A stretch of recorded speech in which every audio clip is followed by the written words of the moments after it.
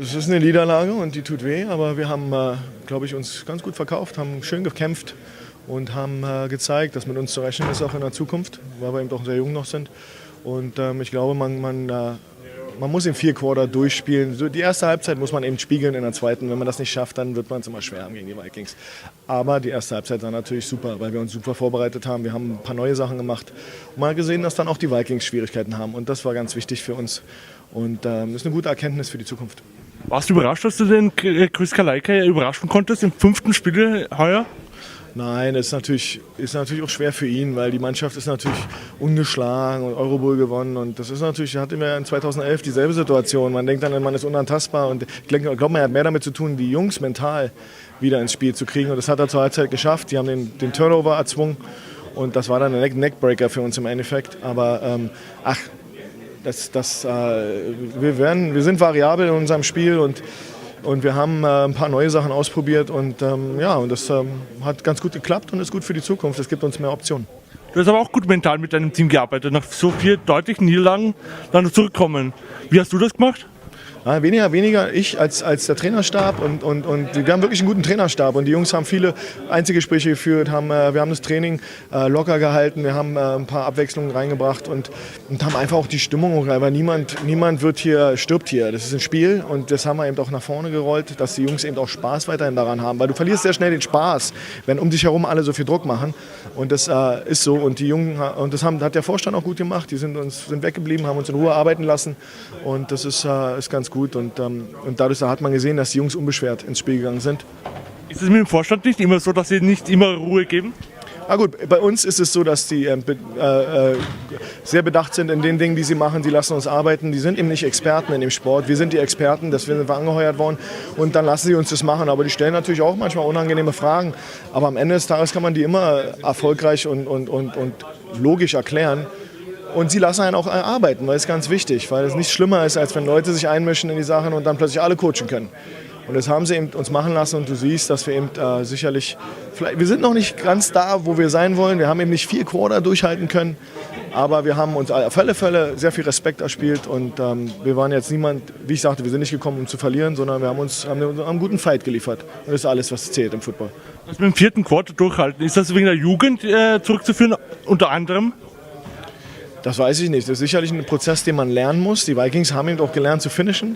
Das haben sie, 2011 konnten sie das noch nicht. Also da war ich auch hier und da haben wir das Double geholt und sie nicht. Und da haben wir ihnen empfindliche Niederlagen zugefügt und da konnten sie das nicht. Jetzt haben sie 2 Jahre später, können sie das. Und das spricht für den Trainerstab und für die Vikings. Die Mannschaft ist gewachsen, die ist eben wirklich gut und die wissen zu antworten auf Drangperioden des Gegners. Und die hatten wir eben in der ersten Hälfte. Und sie haben eben in der dritten Hälfte wirklich sehr solide dagegen gehalten. Und auch das Unmögliche erzwungen, das Turnover im Opening Drive, das ist immer ein Neckbreaker. Was hast du über dich selber als Coach gelernt oder was nimmst du aus der Saison mit? Kann man das schon sagen? Was würdest du jetzt anders machen als am Saisonbeginn?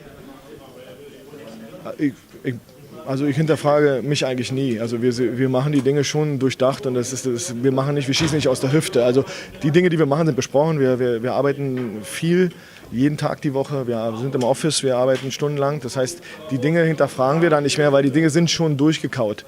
Ich nehme erstmal mit, dass das eine sehr gute Saison war für uns. Wir haben beide ein Spiel erreicht. Wir haben sicherlich im Eurobowl nicht so viel Gegenwehr leistet. Jetzt haben wir Gegenwehr leisten können und das war ganz gut. Und haben gegen ein spezielles Team. Also dieses Viking-Team ist wirklich eines der besten, wenn nicht das Beste, was die Vikings je hatten, weil eben nicht 14 Imports rumrennen.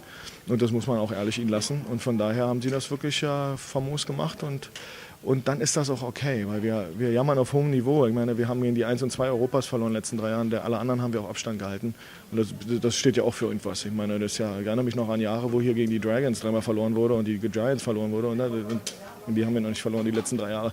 Das ist wichtig für uns, dass wir diese Erkenntnis haben. Ja, natürlich ist es frustrierend, wenn man gegen die Vikings verliert.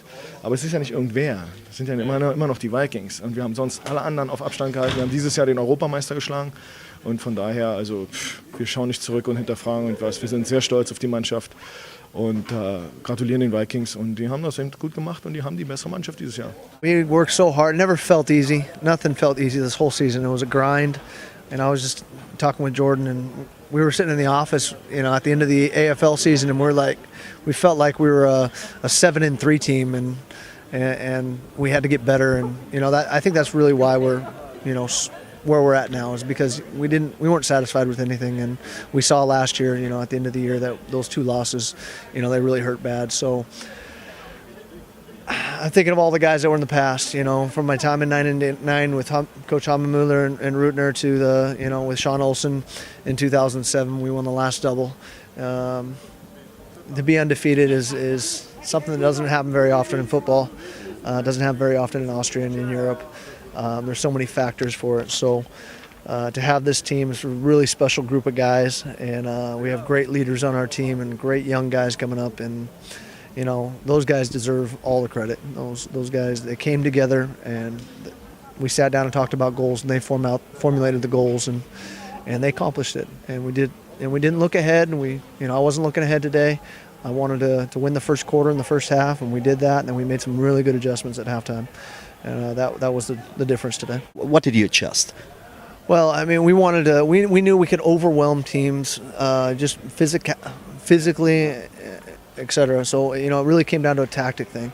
And, I talked to Coach Fatah and just said, I was complimentary to him because they did a great job. They made some adjustments. The stretch and the sweep really hurt us in the first half, and we weren't fitting our gaps right. We never practiced it before. We hadn't seen it before. And then at halftime, we sat down and said, hey, guys, we're going to have 2 calls, and we're going to get to 3rd and long. And, that first drive of the second half where we forced the fumble, they had 2 stretch plays. We stopped both of them, got to 3rd down, and then caused a fumble. Our offense got the ball back and scored. That was a huge emotional, psychological gain for us. And then, from there on out, it turned into a passing game, and we could, rush the passer a little bit. You're for a very long time now in this organization, over 15 years, 14 years, something like that. Yeah, and I asked you a question where you give me an answer, and you said, no, you actually don't want to give an answer, just cut it. And I ask you the question again. Do you think this is the best Vikings team ever in the last 15 years we saw, or since they exist? I have no doubt. I have absolutely no doubt. You don't want to say something like that because, you have to accomplish things one thing at a time. And it's not just they're the best team. They're a group of guys that train together, they work together, they spend more time with us, and I spend more time with them than my family, and they're just a special group of guys, and I'm really happy that they got this win today because they can have that feeling and wear a T-shirt and look back at the 2013 season and say, we did something that nobody's done in a long time. And, really to think about the Austrian Bowl, no one's won a back-to-back Austrian Bowl since the Vikings did in 2002, 2003. That's a decade. And we talked about that a little bit, that after last year, we really wanted to have the Austrian Bowl. We wanted that, Euro Bowl's naturally important, but to set those long-term goals and those short-term goals and then accomplish them, as a coach, I'm really, I'm like a proud father, and, those guys are a special group of guys. Maybe a complicated question after this final. If you were a coach of another AFL team, Dragons, Giants, Raiders, or any other team, and you look at the Vikings team 2013 and you think about 2014, what will you do to beat this Vikings team? What will you do with your own program? Well, it's such a tough question, but we're losing some very key guys this year. And even though the European Championship's coming up, I've already had a couple guys come up to me and tell me that was their last game. So 2014 will be very, very different than 2013's team. Having said that, we have an organization in place where we just feed guys. Marco Eigner didn't play last year, and now he's our starting linebacker, our second leading tackler on the team.